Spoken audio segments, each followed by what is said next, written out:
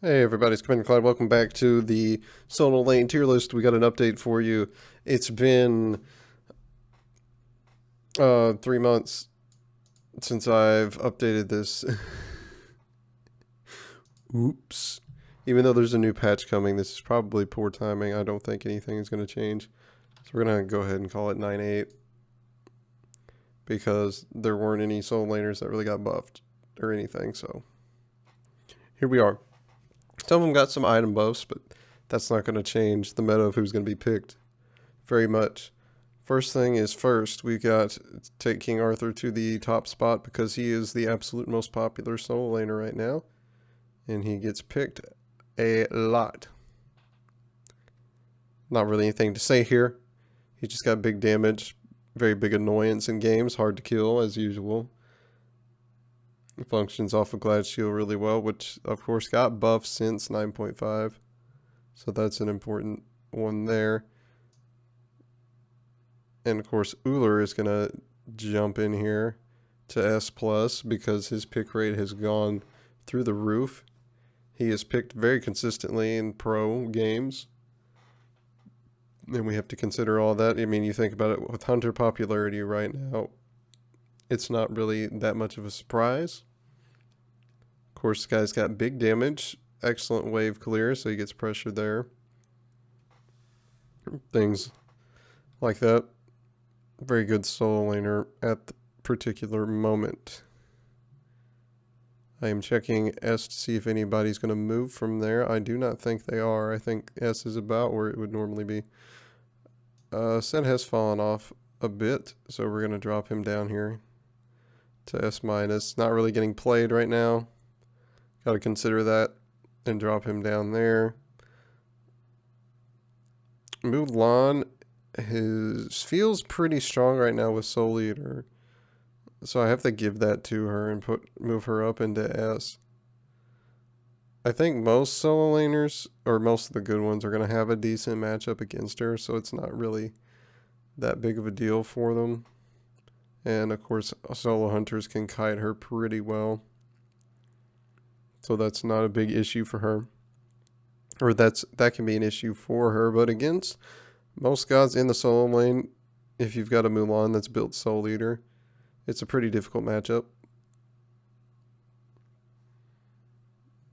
And because he's gotten some extra play these days, we're going to go ahead and take Cullen, put him up into S. He's discount King Arthur, basically. So there's not really a whole lot to analyze there. Glad Shield buff, he got some popularity coming back. So there it is. Hercules, I think just from pick rate, lack of pick rate alone is going to get moved down to S minus. Not really being played much right now. I still think he's pretty effective in solo, but we're not seeing the numbers to tell us that he's made a comeback. Now Hades, on the other hand, I think has made a little bit of a comeback here. He's going to move into S. Bancroft's Town was a big change, and that's helped him out quite a bit, and you've seen him a little bit more. We've seen him in SEC play a little bit, getting picked, so he's going to move up just a little bit there.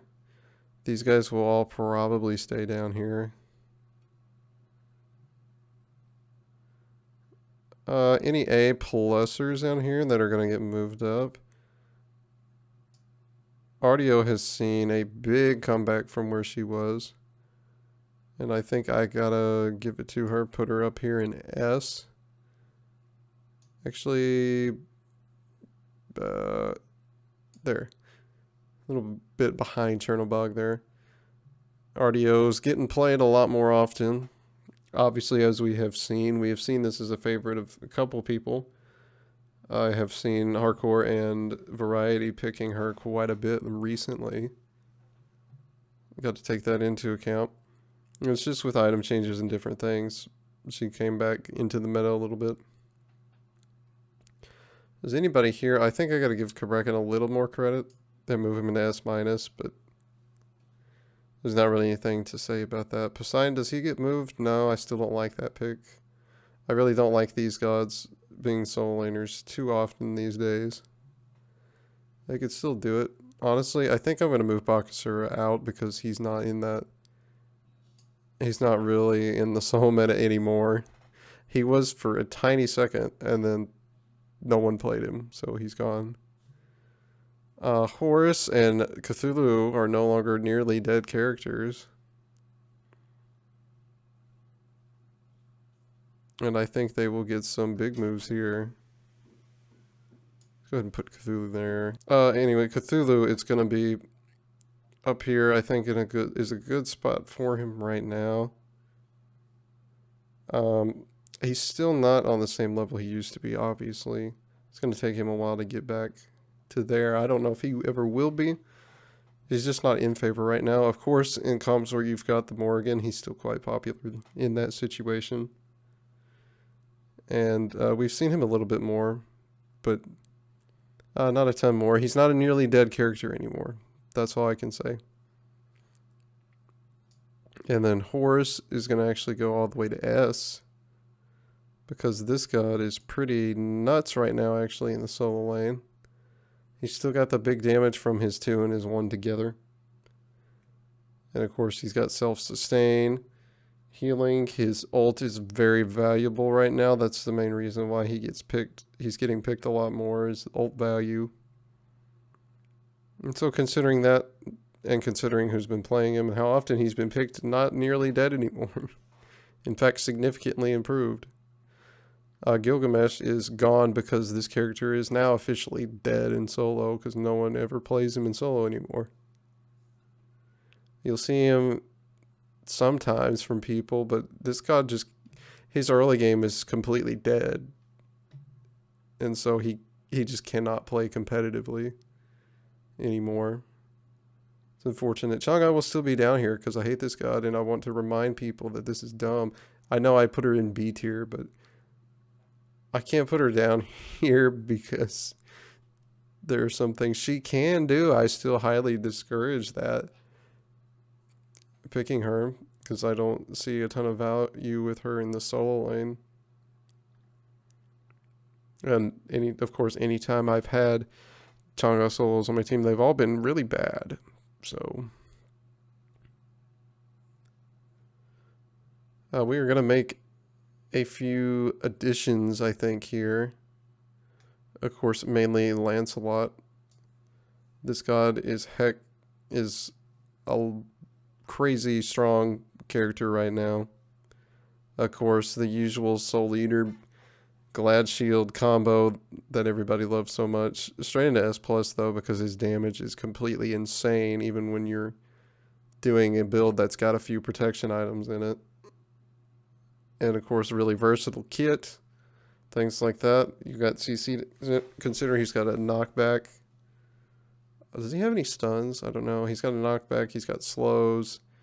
He's got his ult, which is a field a huge AoE cripple.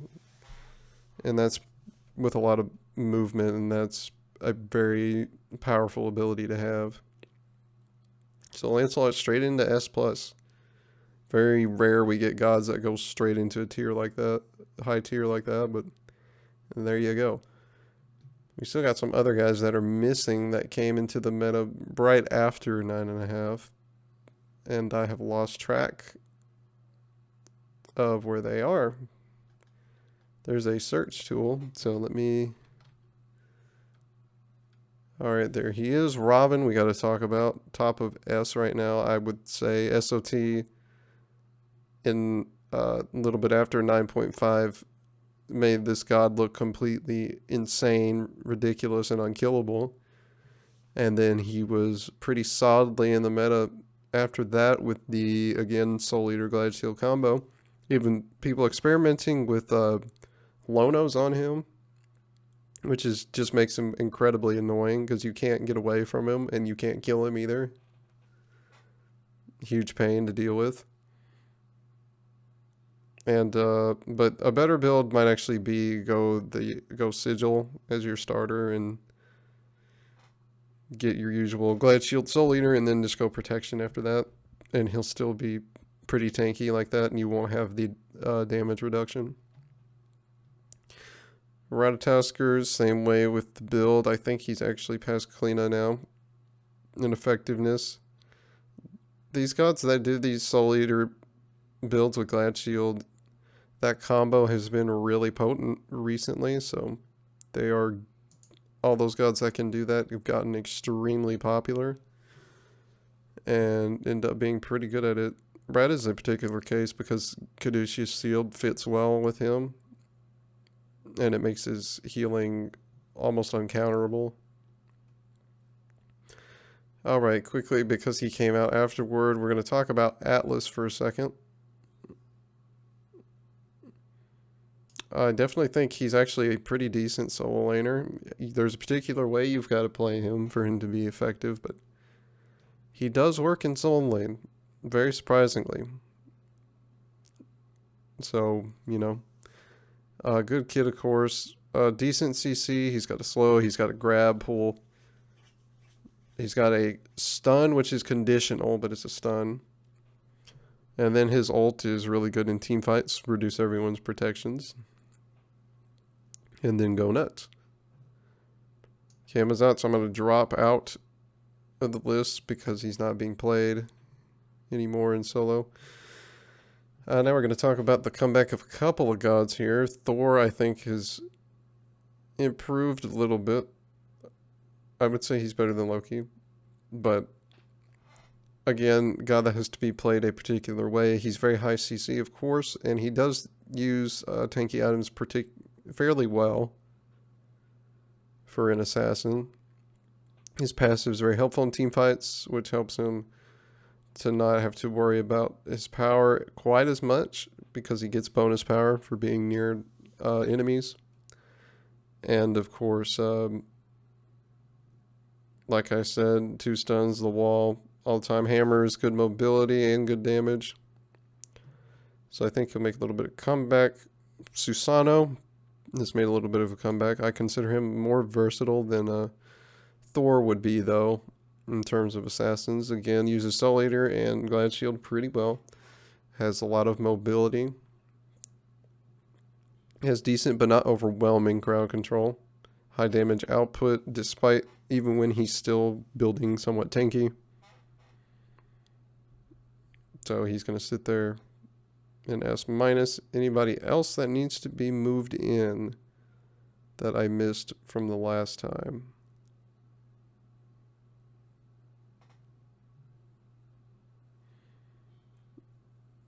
I think we've seen Sobek a couple of times, so I give him the benefit of the doubt and move him into S-.